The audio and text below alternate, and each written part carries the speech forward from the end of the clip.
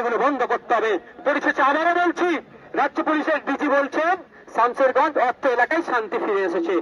Well and good, ওনার কথাকে সমর্থন জানিয়ে বলছি আমরাও চাই শান্তি ফিরে আসুক, কিন্তু তেমন শান্তি ফিরে আসছে তখনই হবে যখন মন্দিরের ঘন্টাটা শামশেরগঞ্জে ঠিকঠাক বাজবে, যখন মসজিদের আজানটা ঠিকঠাক হবে শামশেরগঞ্জে, তখনই জানবো শান্তি ফিরে এসেছে।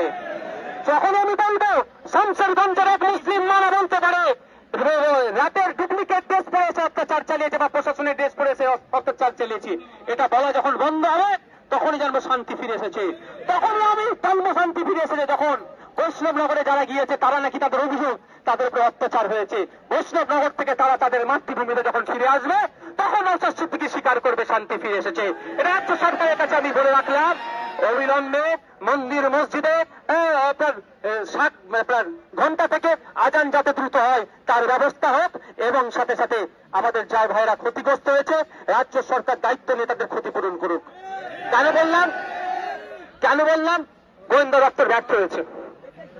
নওশাদ সিদ্দিকী মিছিল করতে যাবে, কোন রাস্তাতে লোক আসবে সব জানতে পেরে গেলেন আপনারা, সে রাস্তায় আটকে দিচ্ছেন।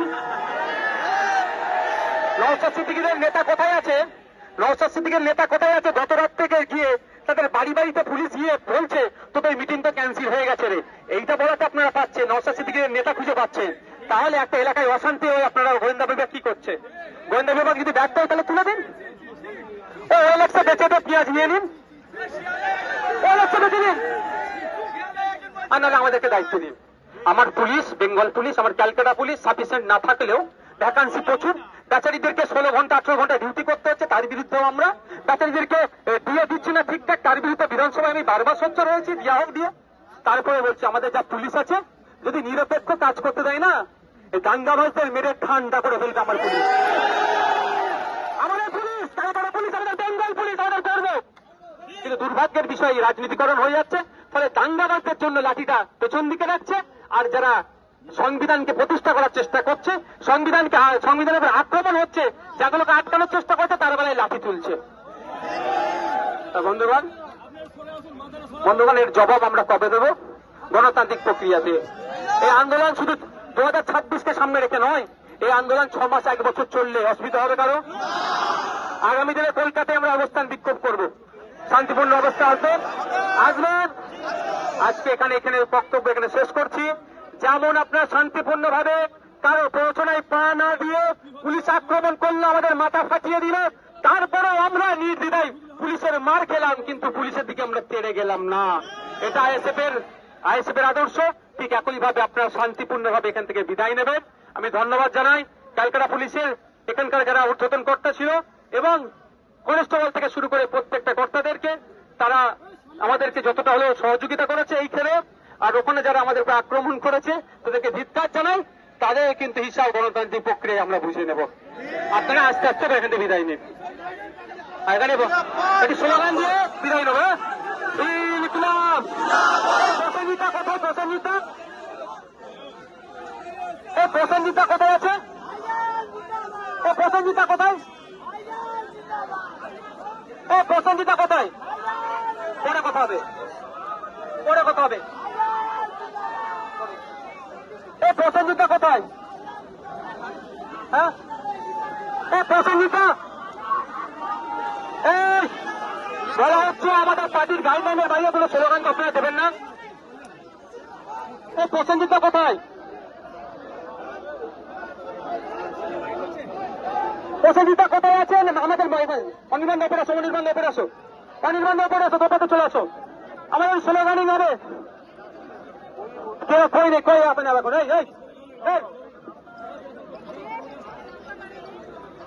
প্রসেনজিতা কোথায় গেল? চলেছে এই রাস্তা খুঁজছে,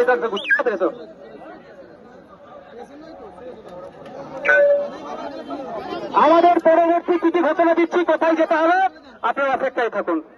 আমাদের স্লোগান দেবে আমাদের যাদবপুর লোকসভা কেন্দ্রের অবজারভার, আমাদের পার্টির জেলা কমিটির গুরুত্বপূর্ণ সদস্য অনির্বাণ চলাপাত্রদা এখানে আপনাদের মধ্যে স্লোগানিং করবে, আমরা তাতে গলা মিলাবো। আমি জানি ইনকলাব জিন্দাবাদ, আইএসএফ জিন্দাবাদ। সংবিধান বিরোধী কালা কানুন মানছি না, মানব না। সংবিধান বিরোধী ওয়াকফ সংশোধনী আইন মানছি না, মানব না। অবিলম্বে এই আইনকে ফিরিয়ে নিতে আমাদের সংগ্রাম চলছে, চলবে। অবিলম্বে এই আইন ফেরানোর দাবিতে আমাদের সংগ্রাম। অবিলম্বে এই কালা কানুন বাতিলের দাবিতে আমাদের সংগ্রাম। সংবিধান বিরোধী আইন মানছি না, মানব না। বাবা সাহেবের সংবিধান রক্ষার জন্য আমরা সংগ্রাম চলছি, চলব। বাবা সাহেবের সংবিধান রক্ষার জন্য আমাদের সংগ্রাম চলছে, চলবে। কোনভাবে বিজেপি আরএসএস কে আমাদের সংবিধান নষ্ট হতে দিচ্ছি না, দেব না। কোনভাবে বিজেপি আরএসএস কে আমাদের সংবিধান নষ্ট করতে দিচ্ছি না, দেব না। সংবিধান বিরোধী কালা আইনের বিরুদ্ধে আমাদের সংগ্রাম। অবিলম্বে ওয়াকফ সংশোধনী আইন বাতিল করতে হবে। ইনকলাব জিন্দাবাদ, আইএসএফ জিন্দাবাদ, দলিত মুসলমান জনজাতি ঐক্য জিন্দাবাদ। ভাই একটু মনে রাখবেন, তৃণমূলের যে সমস্ত নেতারা ওয়াকফ নিয়ে রেখেছে, একটা একটা করে নাম প্রকাশ করা হবে। সেই ওয়াকফ গুলো গণতান্ত্রিক প্রক্রিয়ায় উদ্ধার করা হবে। মাইকের সামনে এসে দিল্লিতে প্রোগ্রামের জ্ঞান দিচ্ছে।